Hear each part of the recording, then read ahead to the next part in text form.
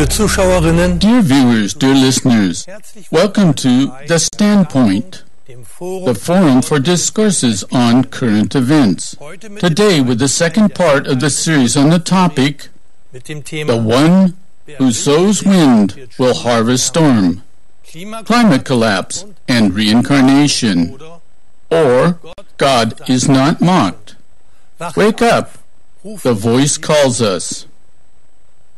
This series of discourses will be presented by us, a group of original Christians, together in adulteration.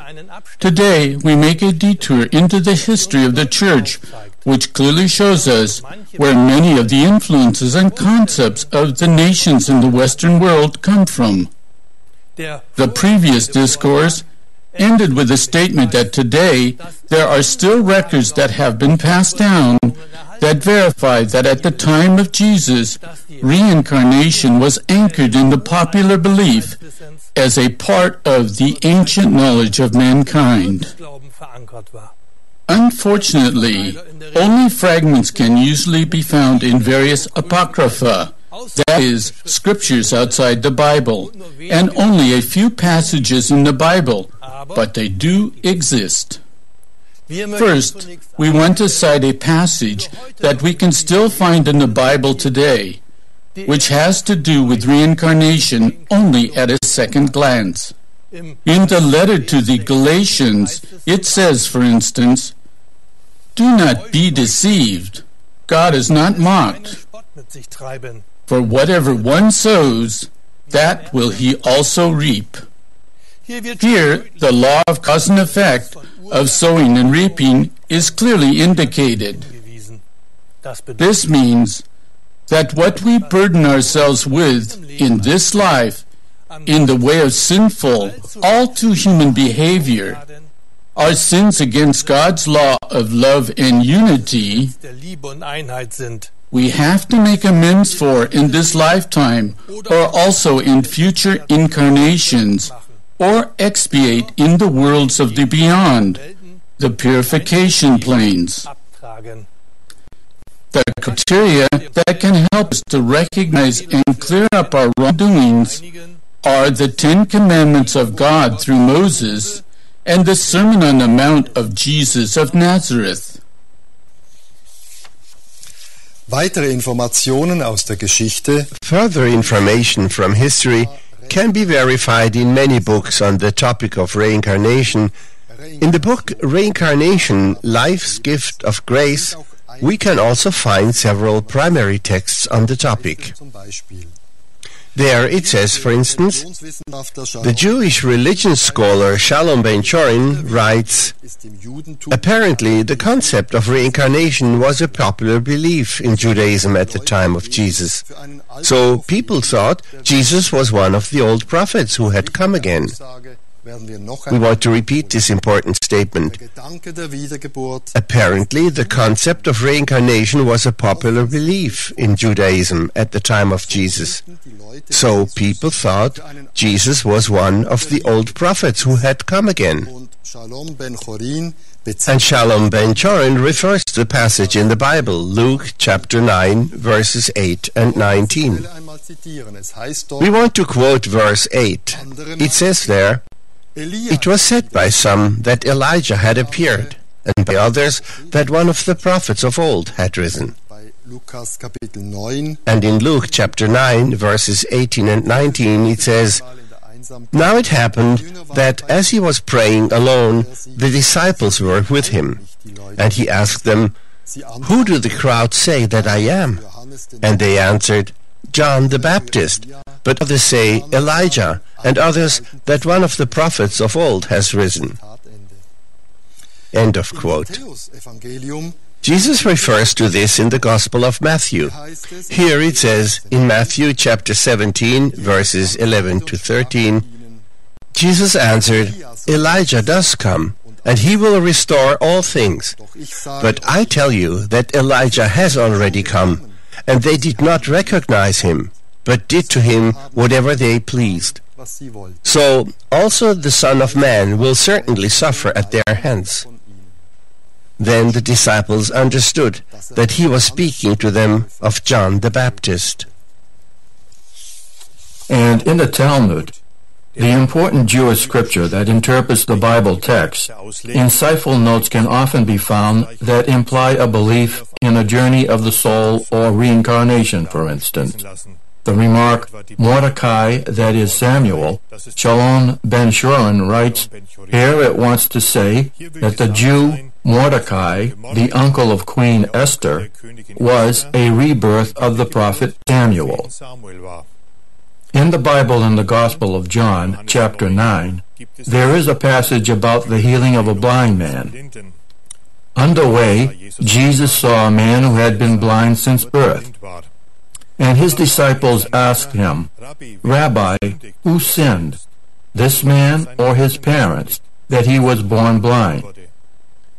This event also indicates that people knew about the possibility of the reincarnation of souls. Why else the question, did the parents sin or the man blind since birth?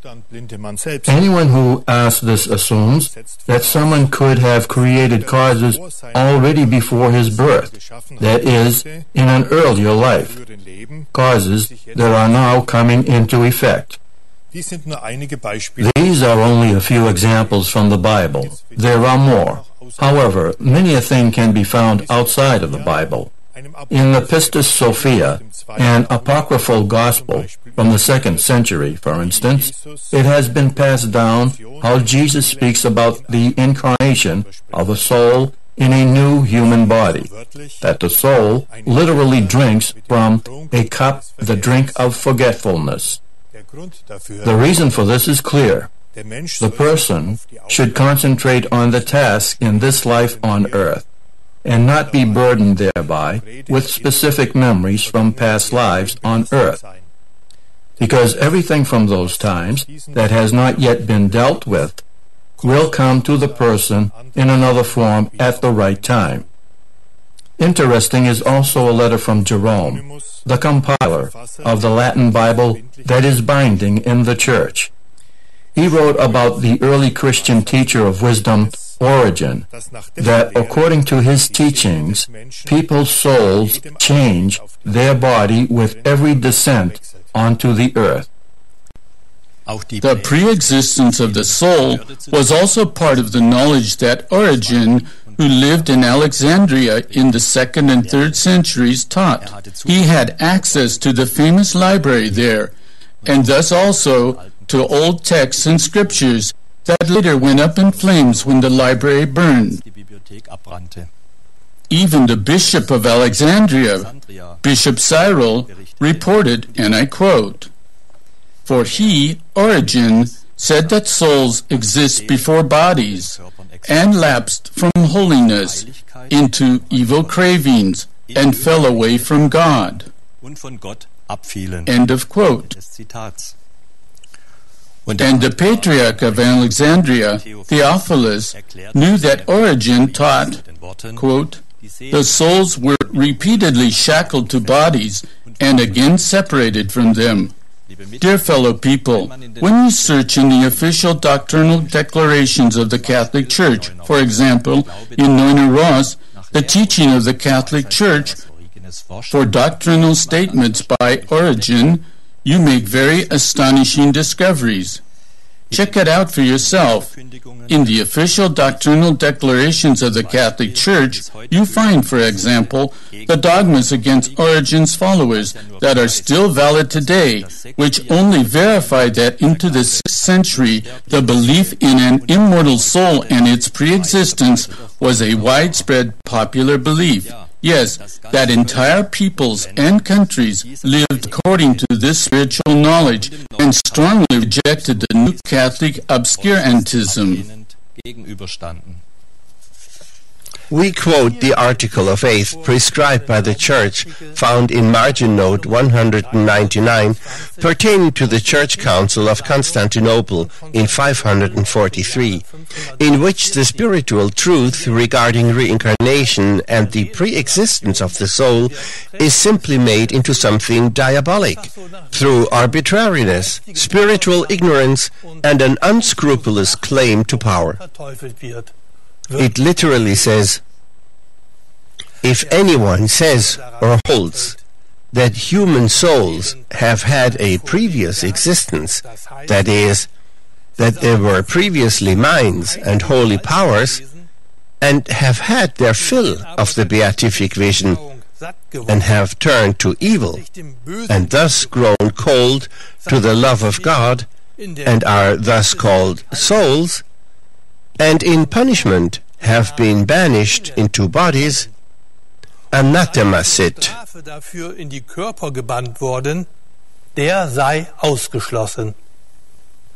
Anathema sit means he's cursed. He is damned to an eternal hell. Der sei verflucht. Der sei in einer ewigen Hölle verdammt. From the Church Council in Braga in the year 561, the following binding article of faith has been passed down in the Catholic Book of Doctrine by Neuner and Rose, margin note 200. If anyone says that human souls sinned in a previously heavenly existence and were on that account banished into human bodies on earth, anathema sit. Der sei ausgeschlossen. To put this right, Jesus of Nazareth taught his disciples as follows, to be read in the Gospel of John in the Bible, "In my Father's house are many mansions. If it were not so, would I have told you, for I go to prepare a place for you?" End of quote. But under the Catholic Dogmatic Article of Faith, margin note 808, if anyone says or believes that the punishment of demons or wicked men is but temporary, and that after a certain time it will end and there will be restitution or reintegration of demons or wicked spirits, anathema sit. Der sei ausgeschlossen. End of quote. So, anyone who denies the church doctrine of an alleged unending damnation, particularly he is damned. He is eternally damned. This dogma is directed above all against the followers of Origen that denied the alleged eternity of hell. But, dear fellow people, what father on earth would send any of his children into hell for all of eternity? Why, then, of all beings, should the Creator God, the Father of love, do this to his children? Why should God, the all-love, subject his beheld and created children to the eternal torments of hell? What kind of God would God, the all-love, then be? He would be a sadist, a devil, a primitive idol that rejoices in the suffering of others. We can ask ourselves if here we shouldn't speak of phantasts, nightmare dreamers, or institutional soul catchers when we consider what such dogmatic pontifical dogmas actually mean when taken literally. Do these representatives of dogmas from back then and today know at all what the word eternal means? What if they themselves had to hold their finger in the flame of a candle for just 5 minutes? Perhaps then the one or the other cleric would be healed of the psychosis that a doctrine of eternal damnation can bring about. Such terrible dogmatic constructs of belief play on the fear of the people. However, through the knowledge about reincarnation, this construct would be totally unhinged, and that is why this ancient knowledge of reincarnation is fought against. The church dogmas and doctrines that are in contrast to this were already introduced a long time ago.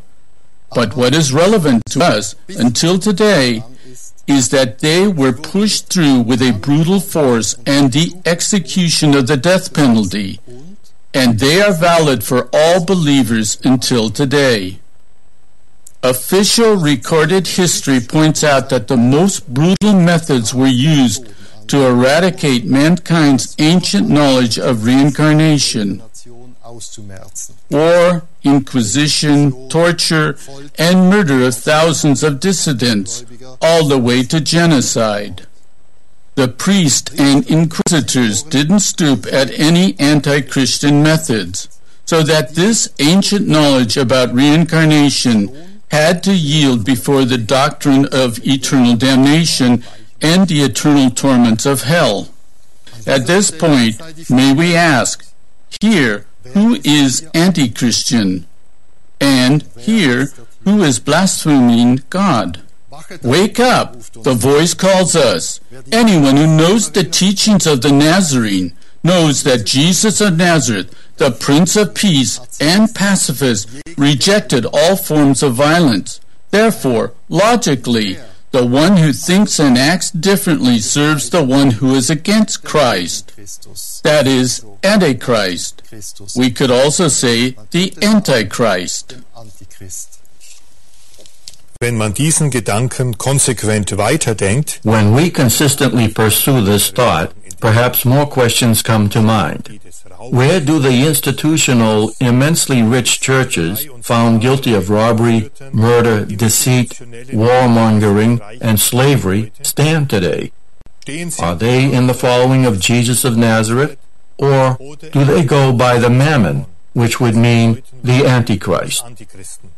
Have people's souls and nations drawn closer to God through the dogmas of the churches, or do they have to live in fear of an eternal hell? Why does our world look the way it does today? This isn't about formulating hypocritical statements of intent or demands that others should carry out what the church leaders did not and do not do. Instead, it's about pointing out what Jesus of Nazareth taught, how we learn the selfless deed step by step, and that in his spirit according to the teachings of his Sermon on the Mount. And so, there are many questions that preoccupy people who are seeking God. Have people established contact with the true God through the dogmas and church doctrines? Or has mankind become more peaceful through the dogmas and ecclesiastical articles of faith? Have these doctrines brought about less suffering, hardship, poverty, and misery to the people? Or have these dogmas and traditions of faith made the rich, the power holders, and the nobility, and above all the church leaders, more merciful, so that with their riches they alleviate and end the hardship of the needy? Why, despite the dogmas, rites, cults, and ceremonies, despite priests, bishops, and the papacy, is the world gradually coming to a miserable end by the climate collapse?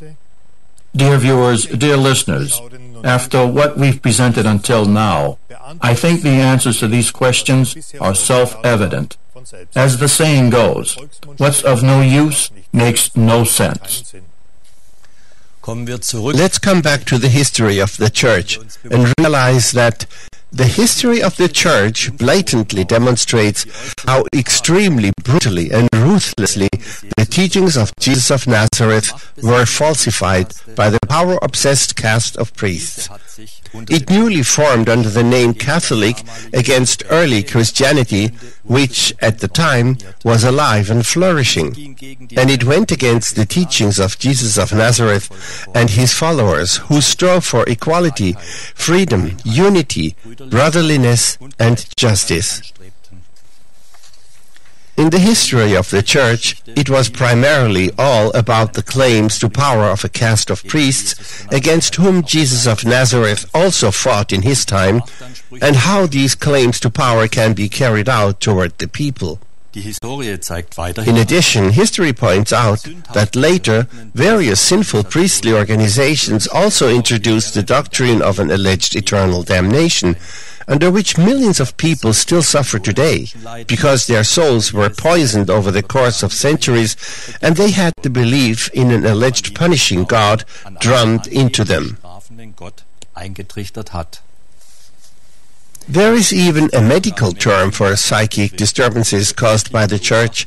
It is ecclesiogenic neurosis, and such illnesses occur much more often than one would generally believe, particularly in those places where the institutional church cesspool influences and co-opts the congregations and, figuratively speaking, hardly lets the citizens breathe freely. Translated into our normal language, this is faith that makes you sick. The Lutheran Church adopted more Catholic beliefs than most people are generally aware of, also in terms of enslaving its faithful, binding them to itself and keeping them dependent. Because, after all, the Lutheran Church is a split-off of the Catholic Church, and thus a sect in the classic meaning of the word. And the word sect is defined in a German dictionary as split-off. Let's come back to Origen, the charismatic teacher of early Christianity. Origen tried to rescue the teachings of Jesus of Nazareth, the cosmic truth, for the future.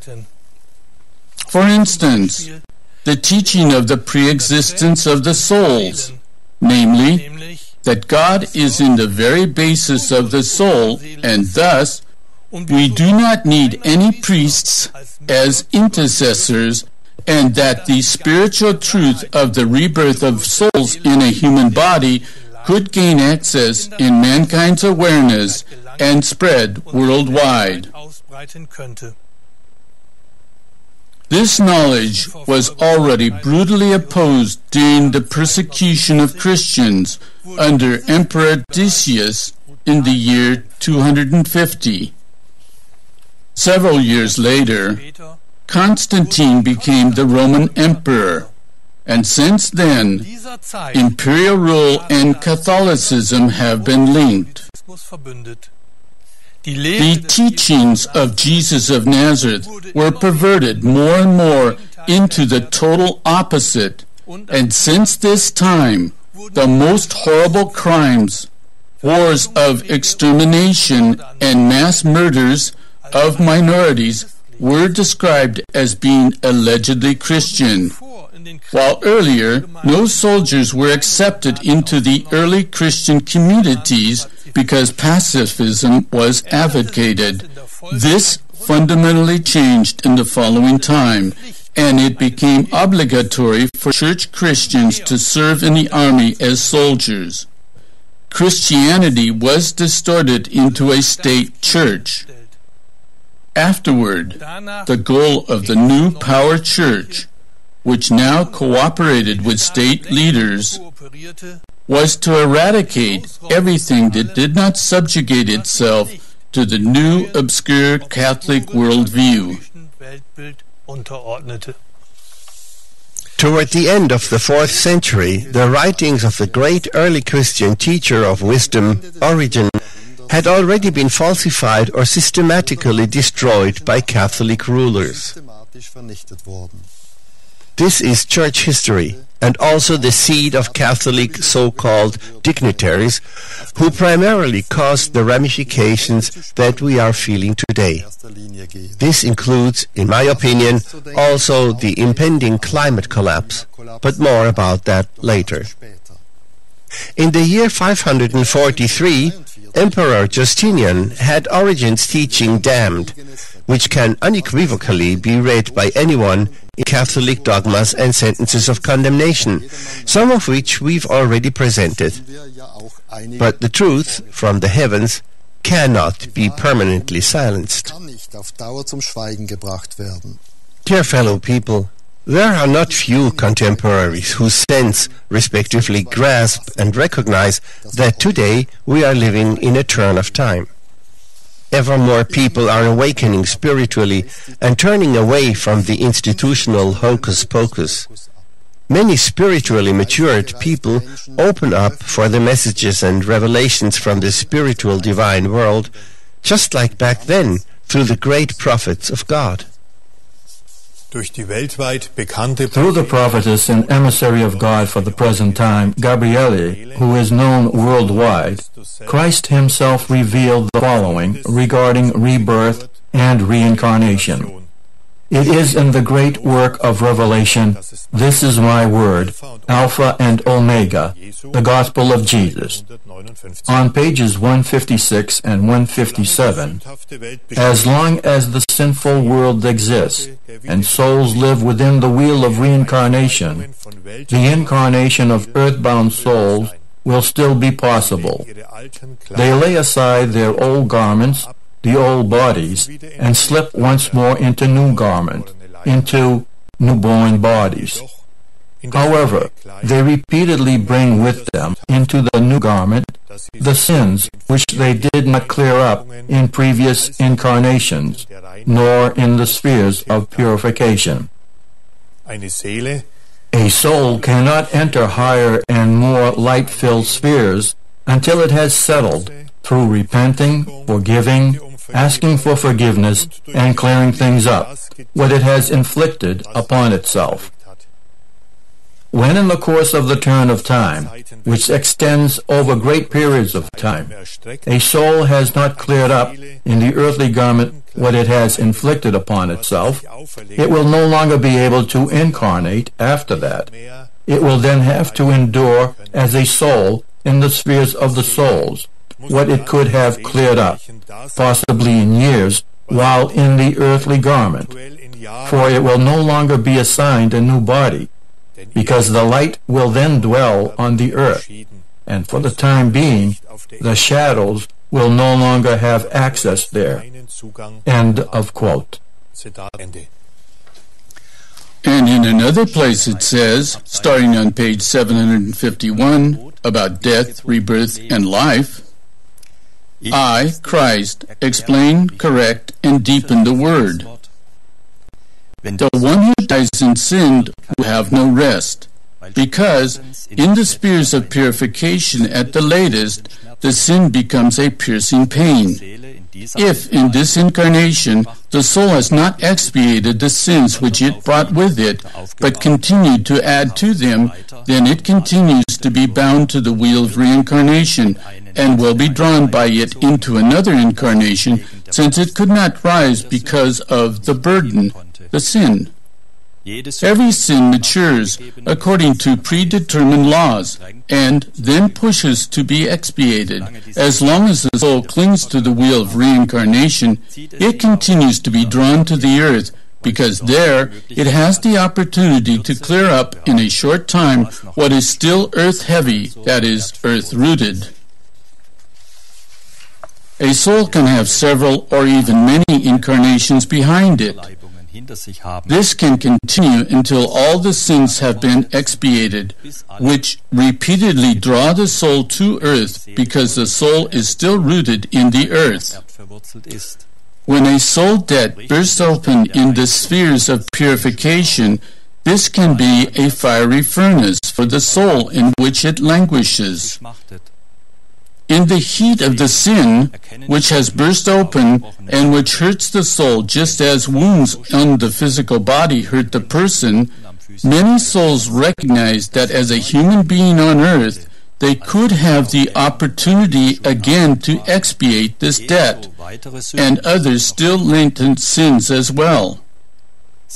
They learn from the teaching angels that in another incarnation there is a chance to expiate the burdens of the soul more quickly and easily, and to free themselves more quickly from the suffering which arose from the sin. Still other souls go through many periods of time. They come into the earthly garment and go again. They come and go again. Many of them repeatedly burden themselves anew, because they are not willing, neither in the planes of purification nor in the earthly existence, to recognize their sins, to acknowledge them as being their debt, to repent and sin no more. They are often the ones who speak ill of those people who strive to fulfill the will of God. Further, it says in this Christ revelation, the one who lives in sin over long periods of time is far from the light and is ultimately against the light, since for him the shadow is his home. These then are those souls which in the earthly garment time and again go after the people to whom they already did bad things in times gone by. Through their correspondences, the persecutors can also recognize those who endeavor to clear up the shadows, their sins, with Christ.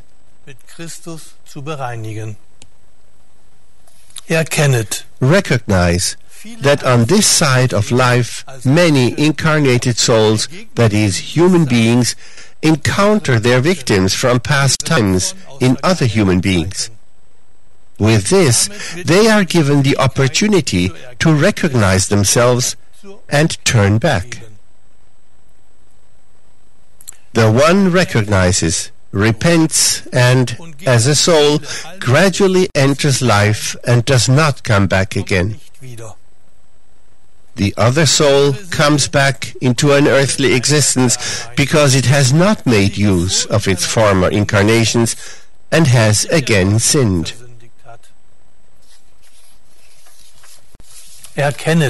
Recognize that in the realm of the souls experience their sins as a fire within the soul body when the causes, that is, the sins, become active.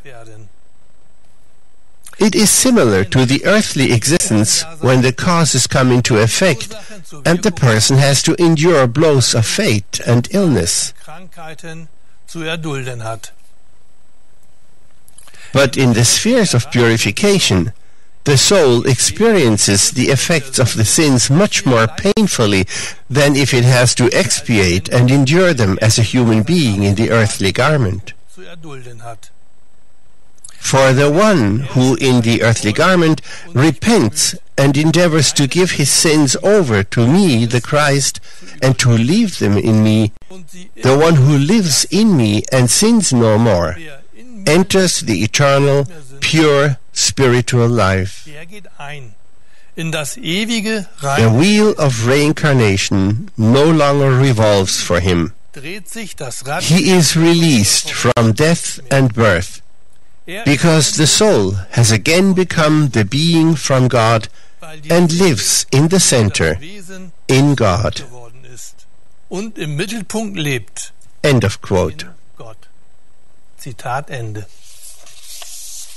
Dear Pillow People, of course, at the end of this program, for interested viewers and listeners, we will show bibliographical literature on the topic of reincarnation, which go deeper into the material.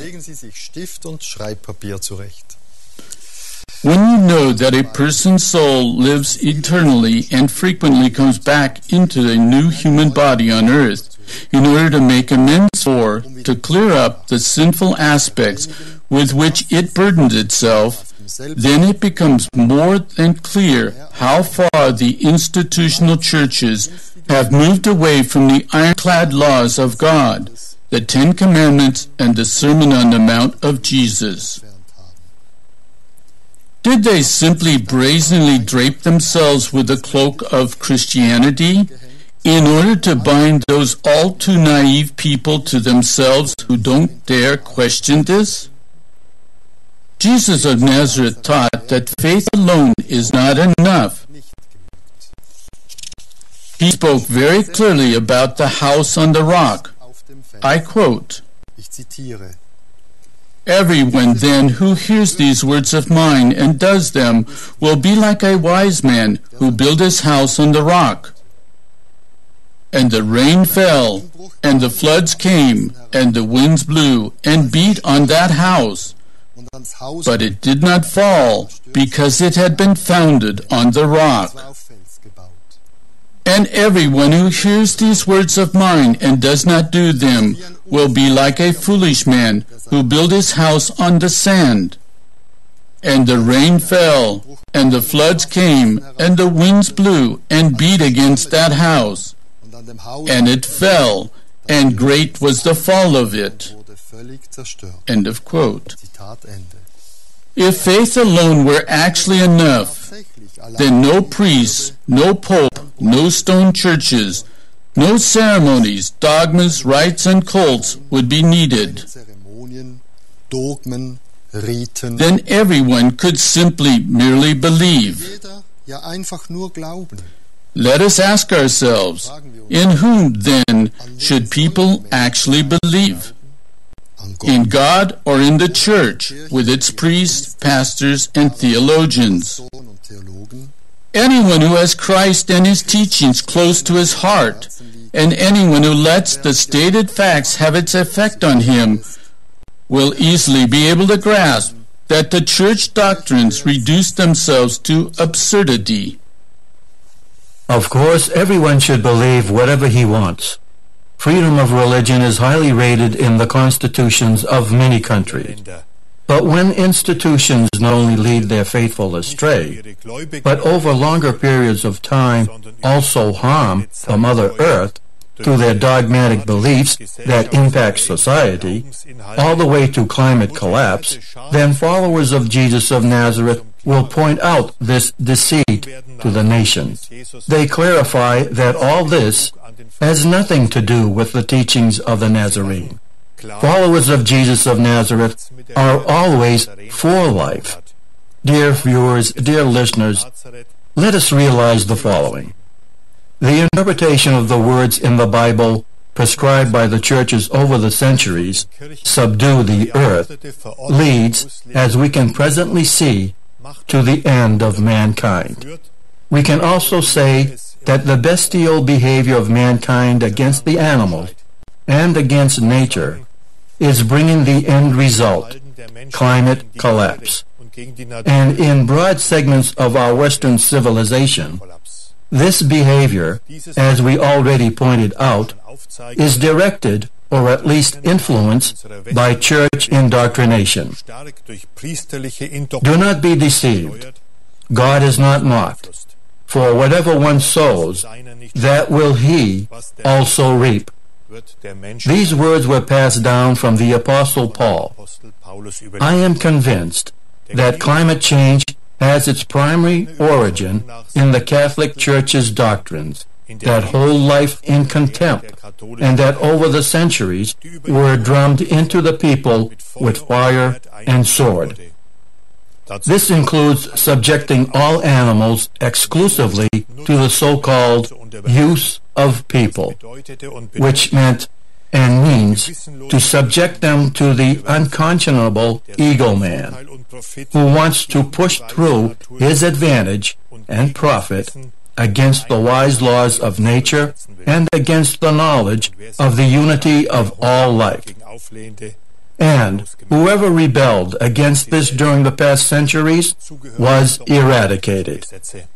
Read for yourself the related dogmas and canons. We can read in the third anathema issued against Origen at the Council of Constantinople in 543.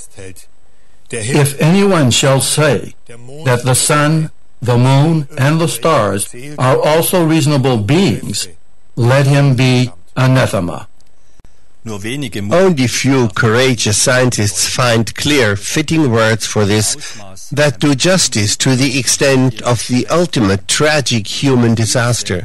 Much could have been prevented, but politics and economics, for the most part, ignored or played down the warnings and the impending global disaster. Even though the number of people that grasp the enormity of so-called climate change is gradually growing, It is only very few among the top politicians or officials in high positions who dare at all to call by name this approaching apocalyptic disaster, which may well cost the lives of the majority of mankind. On this, we hear hardly anything from the spiritual arsonists, environmental polluters, and soul poisoners, from the church fathers all the way to the representatives of the institutional churches today, who for centuries have determined ethical and moral values. Responsibility for the historically documented suffering caused by the churches was always willingly foisted onto others or swept under the clerical carpet. Often, however, it was loaded onto the compliant lackey, the state, and covered up through the falsification of history. Therefore, please allow us the following question.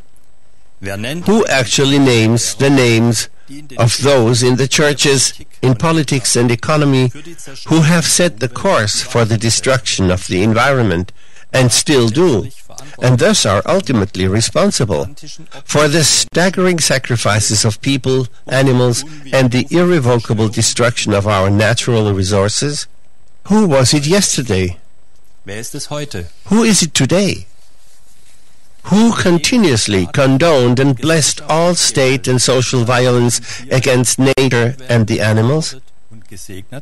Was it not also such figures as the holy doctors of the Church, Augustine or Thomas of Aquinas, who isolated human beings from the rest of nature and taught that Catholicism has to be enforced with cohesion and brutal violence? How did the French philosopher Claude Adrien Helvétius express it? When one reads their legends of saints, one finds the names of thousands of canonized criminals. Dear fellow people, nothing on this earth happens by chance. For everything that happens on this earth, there is someone somewhere who sets the causes, who is responsible, whose striving and wanting stands behind it, whose interests and profit-seeking, megalomania or avarice, are the motive for various events, for which one stops at nothing, selling out people, animals, and all of nature. The character of these responsible persons appears to be mentally burdened, for they seem to have no problem with the various negative characteristics and traits of their personality. Mercilessness, no problem. Unscrupulousness, no problem. Cold-heartedness, no problem. Unkindness, no problem. Lack of character, no problem. Lack of conscience, no problem. Calling oneself Christian in spite of this, no problem. No problem. This attitude also applies in particular to the climate collapse and the destruction of most life on this earth that goes with it, and at that quite soon. That, at least those responsible in church, politics, and economy are aware of the effects of their desired causes can be assumed. Thus, they consciously accept that the climate collapse will turn most of the Earth's surface into desert, and that human civilization, in case it survives at all in its present form, will be thrown back into the Stone Age for thousands of years. The destruction and pollution of the environment, of nature, with all of life, is assuming ever more devastating proportions, so that it's merely a question of time until everything collapses. The question is not if, but when. Thereby, it is of secondary importance whether in 10 years, 20 years, or 100 years. But according to the present prognoses, mankind as we know it today will hardly exist much longer. In future programs, we will also present current press releases regarding this, which can open the eyes of many a one who looked the other way until now. And the contamination of the earth, of the farmland, the forests, the food, the atmosphere, the air that we breathe, of the rivers, lakes, and oceans, the groundwater, and the atomic radiation, of course, everything that we produce as poison and pass on to the environment, will come back to mankind. Pessimistic contemporaries even claim that before the climate collapse teaches us the real meaning of fear, mankind will have already nearly poisoned itself. In any case, we are on the fast track there, and that's no joke. It's bitterly serious. Everyone should open his eyes and inform himself about the status of the damages to the climate, the worldwide contaminations of the environment, and the daily dying of species. When we look into the faces of those who frequently call the shots in the news of this world, then we can perceive who is co-responsible for the coming scenario. The whole thing is still casually and totally disarmingly called climate change. And by the way, the term climate collapse cannot be found in any encyclopedia. May one thing be made clear at this point. The destruction of the environment, the apocalypse, is not being sent as a punishment from God, because God never punishes. Instead, it is the result of predatory capitalism and the continuous violation of nature and the animals under the blessing or silent approval of the institutional churches. Even though one or the other calls himself God's representative on earth, Christ would have never approved of such behavior. But all of this concerns not only our great-great-grandchildren, but particularly the present generations. Several studies published in the media impressively verify this. The Sahel zone of today is the future of Europe and America, of Asia and all of Africa. The Sahel zone of today is the geopolitical future of this world. But that's only the beginning. For according to the experts, it will get much worse, unimaginably worse. Dear fellow people, we are truly not apostles of the end of the world. We've merely put together the reports by the international press agencies and summarized in clearly definitive words the content regarding the future. We've also analyzed the history of the churches relating to this. No more. In order to once more make clear the disastrous situation of mankind, we could imagine the following.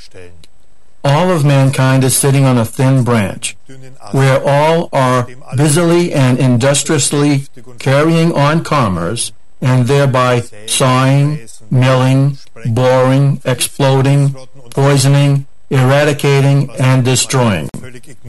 But what we totally ignore thereby is that only the very last part of the bark is supporting the branch we are sitting on for a very short time. Dear fellow people, with this drastic picture, we are approaching the end of the second part of our program series on the topic Climate Collapse and Reincarnation. In future discourses, we will go deeper into the history of the churches and address several aspects that many denominationally bound church Christians may not yet know. But there is enough well-researched church history, for instance, by Karl-Heinz Deschner, The Criminal History of Christianity, and much more, with which you can deepen your knowledge. Dear viewers, dear listeners, it is important for us to add the following. We are people who want to follow Jesus of Nazareth. And so, our duty is to the original Christian values of truth and honesty. Each person may believe what he wants, in all freedom.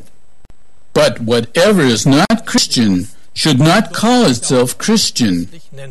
Through the climate change, we are now gradually beginning to feel the devastating consequences of institutional dogmatic Christianity, including the eradication and denouncement of mankind's ancient knowledge of the eternal life of the soul and the possibility of rebirth in a human body. Dear fellow people, we would be pleased if you tune in again for the third part of this program series. Until then, we wish you all the best, more recognitions, and that you stay alert. Goodbye, and greetings in God.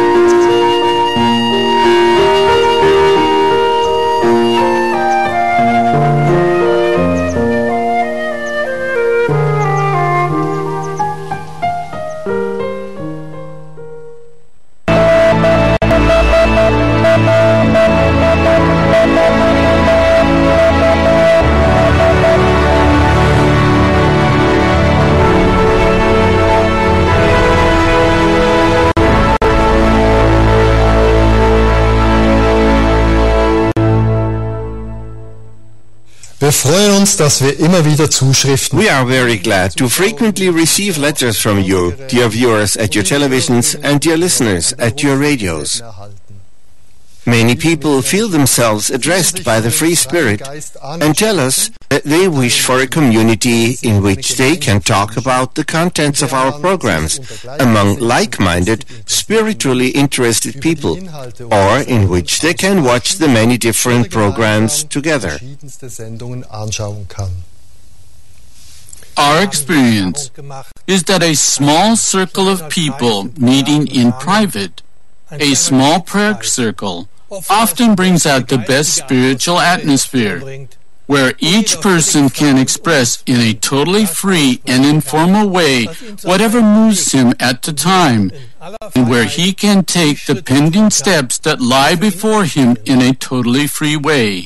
According to experience, spokespersons very quickly establish themselves in larger communities, who can then practice their all-too-human influence on the community with their concepts and opinions, like a priest or scribe. Jesus of Nazareth spoke to his disciples according to the following: "Where 2 or 3 are gathered in my name, I am there in the midst of them." He did not speak of spokespersons or priests whom one should follow. He, Jesus of Nazareth, taught us, "Follow me." The people who want to follow him orient themselves to the 10 Commandments of God given through Moses and to the Sermon on the Mount of Jesus of Nazareth. The Christ of God is the free Spirit in God, our Father. We people need no intermediaries to meet God, for God dwells in us, and each of us is the temple of God. That is the teaching of Jesus of Nazareth, of the Christ of God, who became the Redeemer of all people and souls on Golgotha. God, the Eternal, sent us His prophets, His bearers of the Word, so that we people can recognize the lawful principles of life, the truth from the heavens, and practice them in our daily life, step by step. For this, there is no need, as mentioned, for spokespersons. There is no need for intermediaries who place themselves between us and God, and whom we human beings should look up to. There is no need for hierarchies. There is no need for opinion makers and eloquent speakers. The Spirit of truth, the Christ of God, teaches us the principles of life, which means equality, freedom, unity, and brotherhood, from which the true justice, the justice of a God-filled life, results. For us followers of the Nazarene, that is the way towards a viable community in Him, the Spirit of life. Christ, whose Redeemer spark is in us as strength, and who leads us home to the Eternal Father's house, if we want to grasp His hand and take the steps that we become aware of in daily life. An open heart for the life, in the awareness that God is in everything and all things, in every person, but also in every animal, in every plant, and in every mineral, shows us the way to our own inner being, where we enter into communication with God, our Heavenly Father, and Christ in prayer. This awareness links us with people who cultivate similar aspects in their own life and who, like us, appreciate spiritual freedom. They are the people of the free spirit. Wenn wir uns also eine Gemeinschaft wünschen mit And so, when we wish to have a community of like-minded people, then, in total freedom, we can join with people and pray together, read spiritual books, listen to meditations, or watch television programs with a spiritual content, and share with each other our experiences and what we have learned from this and much more. vieles mehr. But we should make sure that no one sets himself up as a spokesperson like a priest, because before God we are all equal. Dear fellow people, God dwells in you. God dwells in us. God dwells in each one of us. That is the simple teaching of Jesus of Nazareth. And that is why we keep to the words of Jesus of Nazareth. Wherever 2 or 3 are gathered in my name, there I am in the midst of them. Greetings in God.